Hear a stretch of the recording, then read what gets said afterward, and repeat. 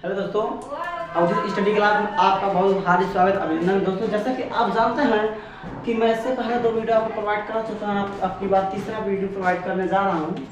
तो जैसा कि आप जानते हैं कि मैं इससे पहले जो वीडियो प्रोवाइड किया था आपके लिए बेहतर था, ये भी वीडियो आपके लिए बेहतर होगा और आने वाला पार्ट वाला वीडियो वो भी बेहतर होगा। जैसे कि जानते हैं ना बुआ कि आज हम लोग पढ़ते हैं प्रकाश के गमन के आधार पर पदार्थ कितने प्रकार के होते हैं, देखेंगे। ठीक है, प्रकाश के गमन के आधार पर पदार्थ 3 प्रकार के होते हैं। कितने बाबू? 3 प्रकार के होते हैं। देखो, पहला जो है वो पारदर्शी पदार्थ होता है, दूसरा अपारदर्शी और फाइनली तीसरा जो होता है पारभासी पदार्थ। ठीक है, आगे देखो, ये पारदर्शी पदार्थ क्या होता है? देखो जी, पारदर्शी पदार्थ क्या होता है? ऐसा पदार्थ जिनसे प्रकाश की किरणें आसानी से पूर्णतः पार कर जाती हैं, उन्हें पारदर्शी पदार्थ कहते हैं। जैसे फॉर एग्जाम्पल के लिए ले लो हवा ले लो, दूसरा नंबर ले लो कांच ले लो। अब कहोगे बाबू हवा कैसे पदार्थ है? आप फाइनली कक्षा 9 में पढ़ चुके होंगे कि पदार्थ की 3 अवस्थाएं होती हैं, ठोस, द्रव और गैस, है ना। देखो फिर अगला देखो क्या है, अपारदर्शी पदार्थ। ये कौन क्या होते हैं?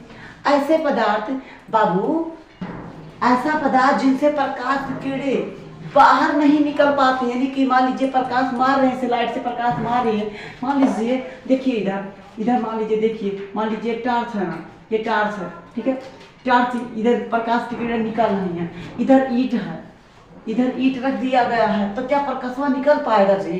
नहीं ना, नहीं निकल पाएगा। या ये क्या हो जाएगी? अपारदर्शी पदार्थ होंगे। क्या होंगे बाबू? अपारदर्शी पदार्थ होंगे, जिसे प्रकाश पार नहीं कर पाता, उसको मार के पार नहीं कर पाता, उसे क्या बोलेंगे? अपारदर्शी पदार्थ। ठीक है, जैसे फॉर एग्जाम्पल के लिए ले लो, अरे बोर्ड भी ले लो, इससे पदार्थ नहीं निकल, इससे प्रकाश पार नहीं कर पाएगा।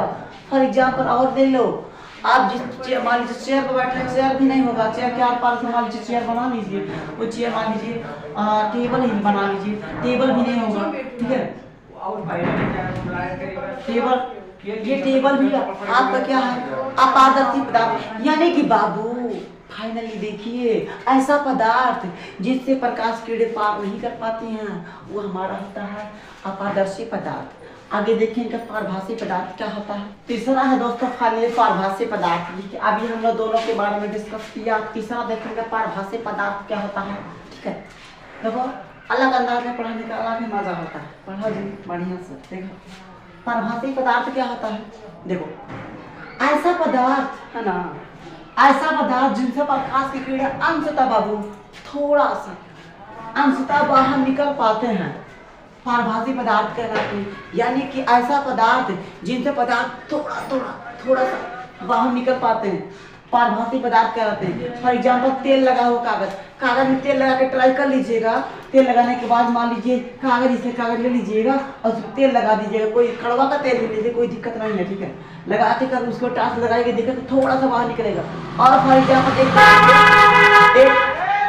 घिसा हुआ कांच, तो कांच देखे घिस जाता है, उससे प्रकाश थोड़ा सा निकल पाता है, ज्यादा नहीं निकल, थोड़ा सा। ठीक है, तो ये होता है पारभासी पदार्थ। अब आगे हम लोग देखेंगे, प्रकाशीय माध्यम क्या होता है। जिस प्रकार से हम लोग बाइक चला के क्या आते हैं, ठीक है, तरह का माध्यम होता है, साधन होता है, उसको देखेंगे यार। फाइनली दोस्तों प्रकाशीय माध्यम किससे कहते हैं, हमने देखिए बताया आपको। प्रकाशीय माध्यम ये क्या होता है? यह एक ऐसा क्षेत्र होता है ना बाबू लाला, यह एक ऐसा क्षेत्र होता है जहाँ से प्रकाश निकल करके, ठीक है, हमारे अखियों तक पहुँचता है। ठीक है, उसे क्या बोलते हैं? प्रकाशीय माध्यम। क्या बोलते हैं? सिंपली भाषा में एक ऐसा क्षेत्र जहाँ से प्रकाश की किरणें निकल करके हमारे आंखों तक पहुँचता है, प्रकाशीय माध्यम कहलाता है। जैसे हवा हो गया माध्यम, कांच हो गया, पानी हो गया, और जो बंटी बबली पीते हैं ना लोग अल्कोहल, ये भी प्रकाशीय माध्यम है। हवा कहेंगे कैसे? हम मान लीजिए टार्च जलाए ना बाबू, टार्च जलाए, अब टार्च जलाने के बाद देखिए किरण निकलती है, जो किरण यहाँ से किरण निकलती है, बीचों में कुछ ना कुछ जरूर है ना, ये प्रकाश यहाँ वायु होता है, जहाँ कुछ नहीं होता है वहाँ निर्वात होता है, निर्वात में जहाँ वायु ना हो, लेकिन हर जगह देखते वायु होता है। वायु के माध्यम से ही प्रकाश हमारे आंखों तक होता है। देखिए टार्च जला रहा है, फलाना टार्च जला रहा है। ठीक है, और प्रकाशीय माध्यम फाइनली 2 प्रकार के होते हैं, एक होता है समांगी माध्यम, एक होता है विषमांगी माध्यम। ठीक है, एक होता है समांगी माध्यम। देखो क्या होता है समांगी माध्यम, यह ऐसा माध्यम होता है जिसके प्रत्येक भाग का गुण और बनावट एक समान होता है, समांगी माध्यम कहलाता है। जैसे फॉर एग्जाम्पल जल हो गया और कांच हो गया। और देखते हैं विषमांगी माध्यम क्या होता है। विषमांगी माध्यम, विषमांगी माध्यम क्या होता है बाबू, हम देख लेते हैं तुरंत खाली देखते हैं। तो विषमांगी माध्यम क्या होता है। विषमांगी माध्यम देखो, ऐसा माध्यम जिसका गुण और बनावट एक समान ना हो उसे विषमांगी माध्यम कहते हैं। और इसका एग्जाम्पल क्या होगा, इसका एग्जाम्पल हो गर्म और ठंडा जल। गर्म और ठंडी जल हो गया, वायु हो गया।